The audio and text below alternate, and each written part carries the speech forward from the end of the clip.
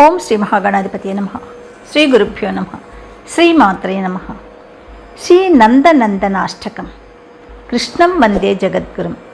నందనందనుడు, వాసుదేవుడు, దామోదరుడు, గోవిందుడు అన్నీ ఆయనే. ఆయనను స్మరించినంత మాత్రాన సర్వాభీష్టాలు ఏదో ఒక రూపంలో తీర్చే స్వామి అతను. ఇలాంటి ఈ నందనందనుడి అష్టకం శ్రద్ధతో పఠించిన లేదా విన్న శ్రీకృష్ణుడి సాన్నిధ్యం సులభంగా లభిస్తుంది, ఇహపరలోక శాంతి లభిస్తుంది అని కూడా పెద్దలు చెప్తున్నారు. శుభమస్తు. మీరు మొదటిసారిగా నా ఛానల్ చూస్తున్నట్టయితే మీరు సబ్స్క్రైబ్ చేసుకుని అందరికీ షేర్ చేసి సహకరించండి. నా ఛానల్లో ఆల్రెడీ వివిధ స్తోత్రాలు చేసి పెట్టాను. వాటిని విని భగవంతుని కృపకు పాత్రలు కండి, వివిధ రకాల ప్రయోజనాలను పొందండి. Thank you.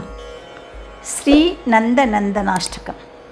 సుచారువక్త్రమండలం సుకర్ణరత్నకుండలం సుచర్చితాంగచందనం నమామి నందనందనం.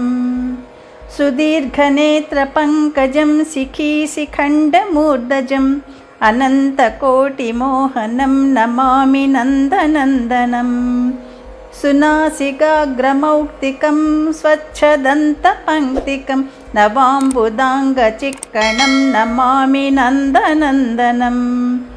కరేణ వేణురంజితం గతిః కరీంద్రగంజితం దుకూలపీతశోభనం నమామి నందనందనం. త్రిభంగదేహసుందరం నఖద్యుతిసుధాకరం అమూల్యరత్నభూషణం నమామి నందనందనం. సుగంధ అంగసౌరభం ఉరో విరాజికౌస్తుభం స్ఫురత్ శ్రీవత్సలాంఛనం నమామి నందనందనం. బృందావనసునాగరం విలాసానుగవాససం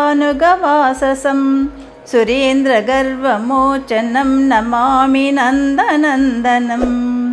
వ్రజాంగనాసునాయకం సదా సుఖప్రదాయకం జగన్మనఃప్రలోభనం నమామి నందనందనం.